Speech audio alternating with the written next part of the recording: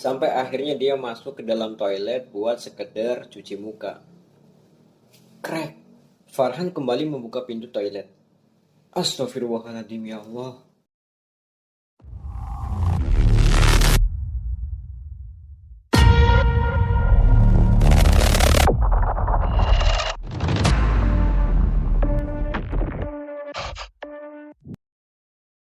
Assalamualaikum warahmatullahi wabarakatuh. Balik lagi bersama gue Galang di segmen Bedah Misteri.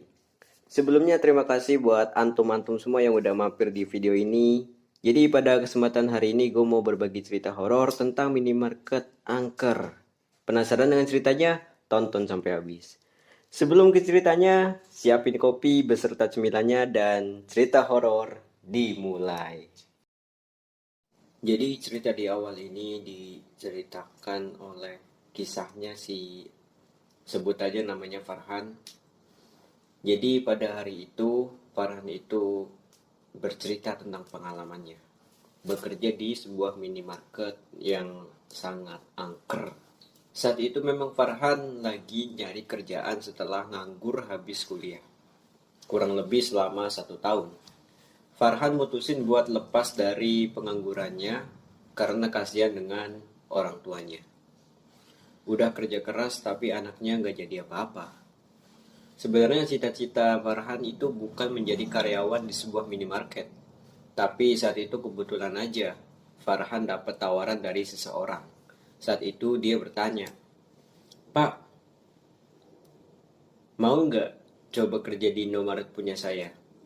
Terus Farhan cuma ngangguk aja. Berhubungan Farhan habis ditolak dari tempat kerja lain, dan alhamdulillah dia diterima. Walaupun begitu, dia diberi pesan, jangan pernah shift malam sendirian dan jangan aneh-aneh di sini.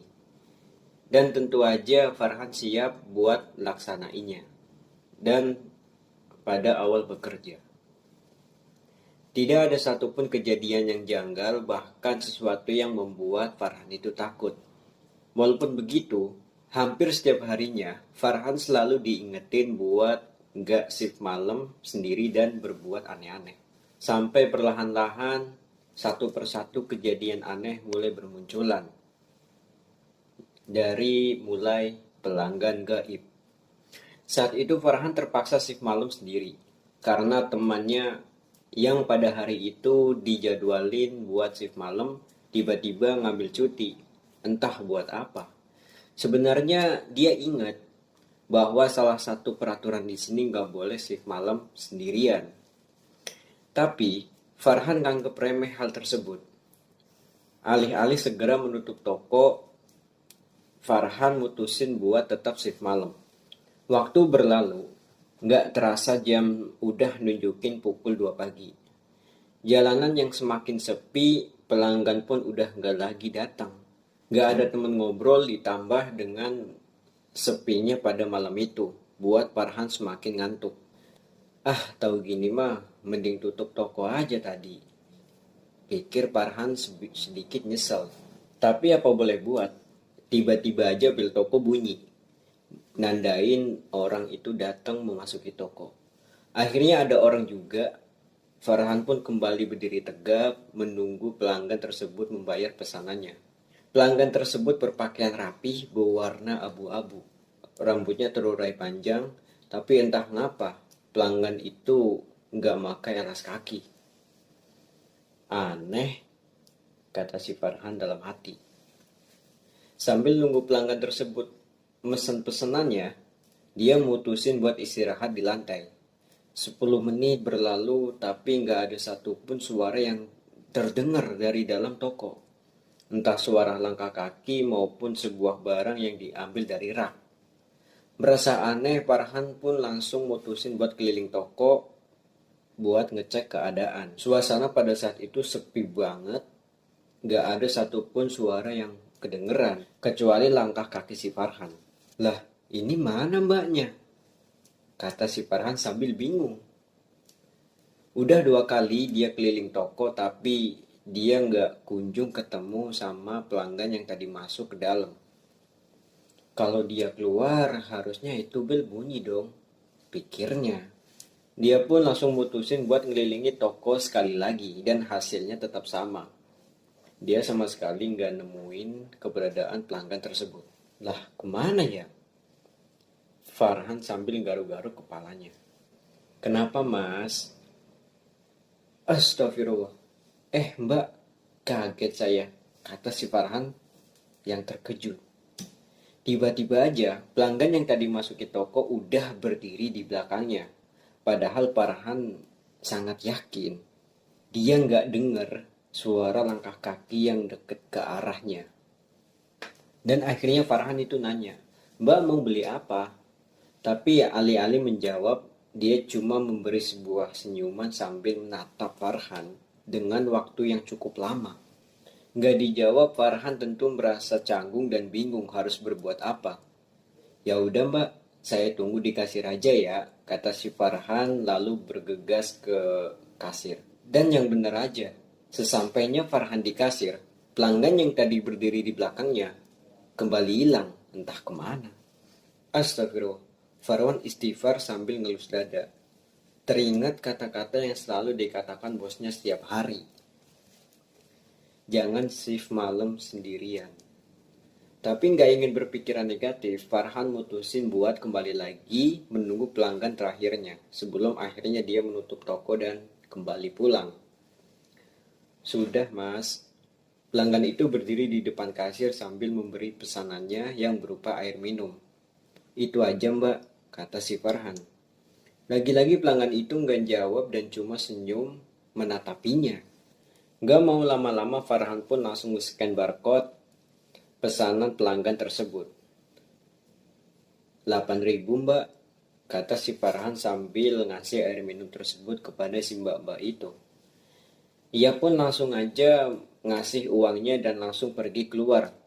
Berhubungan uang yang dia kasih pas, sebelum keluar dia sempat menatap ke arah Farhan dari arah pintu dan berbisik, cepat pulang ya. Dan Farhan pun mengangguk. Tapi baru aja hendak menaruh uang tersebut ke dalam mesin kasir, dia dikejutkan oleh suatu hal. Ternyata apa yang pelanggan tersebut beri bukanlah uang, melainkan sebuah daun kering yang entah mengapa ia lihat sebagai uang. Dan setelah itu, tiba-tiba lampu toko mati total dan mengejutkan si Farhan. Lah, kok mati? Kata si Farhan sambil bingung. Dia kembali keluar dan ternyata pelanggan tersebut udah nggak ada. Ketakutan dan pikiran negatif pun mulai bermunculan. Farhan pun akhirnya mutusin buat langsung nutup toko dan pulang. Itu baru kejadian pertama. Dan itu terjadi seminggu setelah Farhan kerja di sana. Tapi berhubungan Farhan karyawan baru, dia mutusin buat gak cerita kepada karyawan lainnya.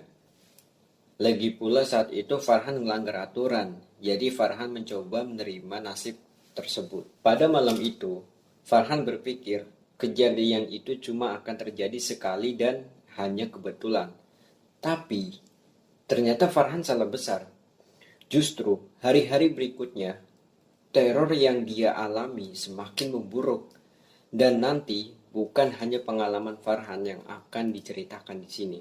Nanti juga ada beberapa cerita dari teman-teman Farhan yang juga terkena teror dari penunggu minimarket tersebut.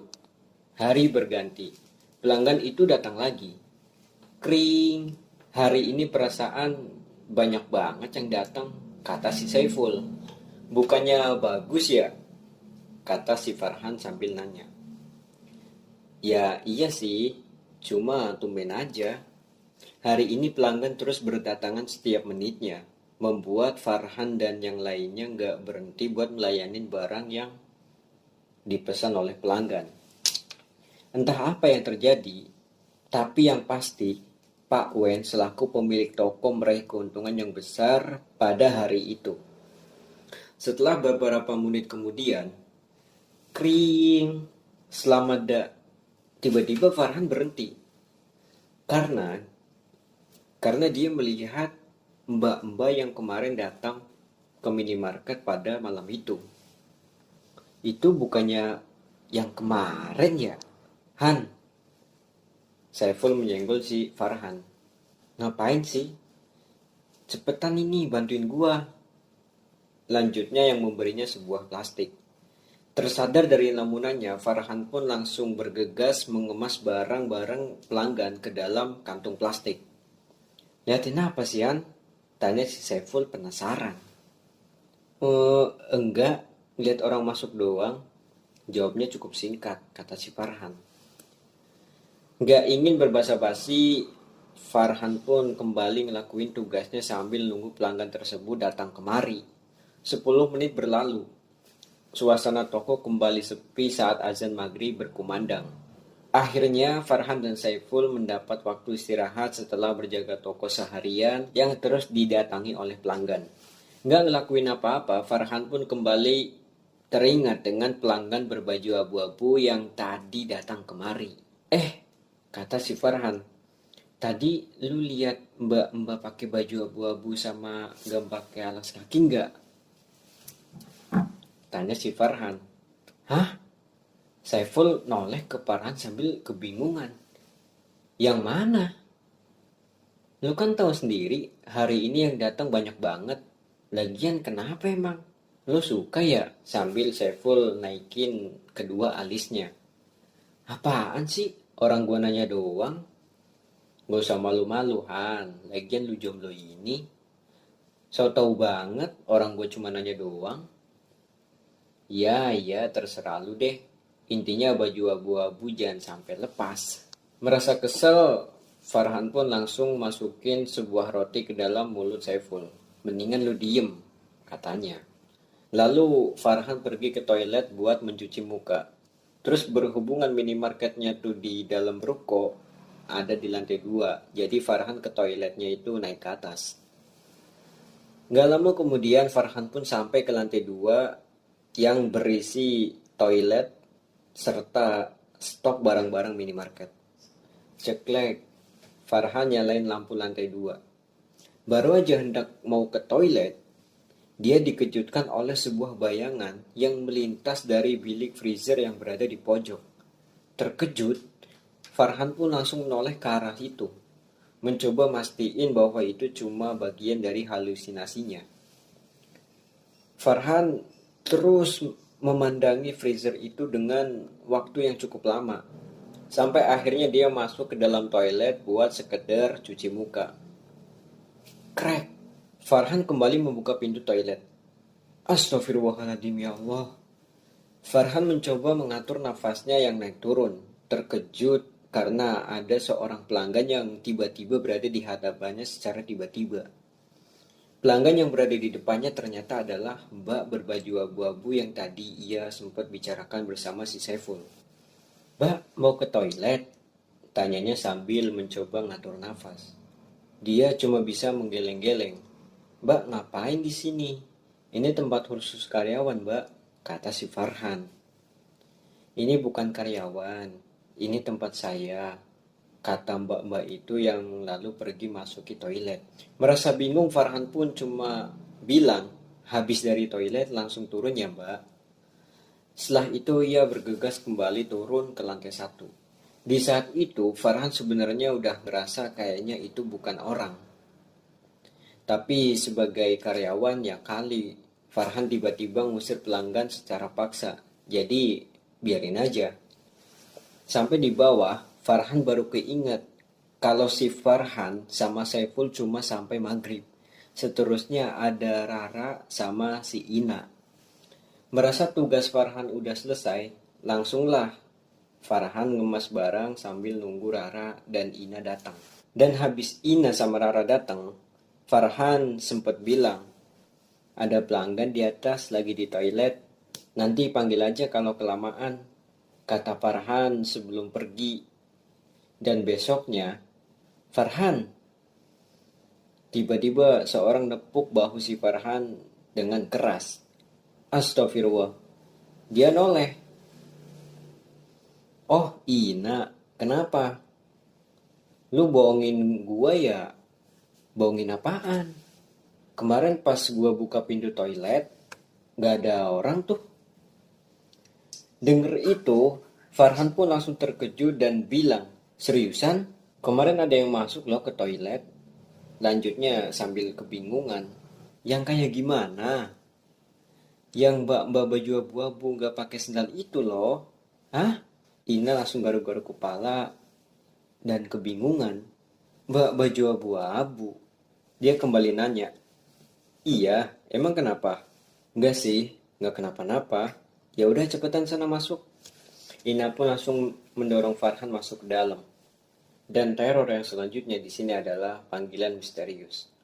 Seminggu setelahnya, alhamdulillah nggak ada hal-hal aneh yang terjadi. Walaupun begitu, Farhan masih bingung sama mbak-mbak berbaju abu-abu tersebut. Nggak ngalami kejadian aneh membuat Farhan berpikir bahwa teror itu udah berakhir. Tapi ternyata bukan Farhan yang kena teror, tapi salah satu teman Farhan, namanya Aryan. Jadi ini cerita Aryan. Padahal masih sore, tapi udah sepi aja. Kata si Aryan yang udah duduk diem sambil nunggu pelanggan. Nggak seperti hari biasanya, suasana minimarket hari itu udah sepi dari tadi siang. Padahal biasanya pelanggan akan mulai berhenti kedatangan di atas jam 7 malam. Dan hal ini buat Anto dan Aryan cuma ngabisin sedikit waktu buat kerja. Sisanya dipakai buat menunggu dan menganggur. Nggak ngelakuin banyak pekerjaan, membuat Aryan punya waktu luang buat ngelakuin hal yang ingin dia lakuin. "Yan, gue ke toilet dulu ya," kata si Anto. "Ya udah, cepet ya."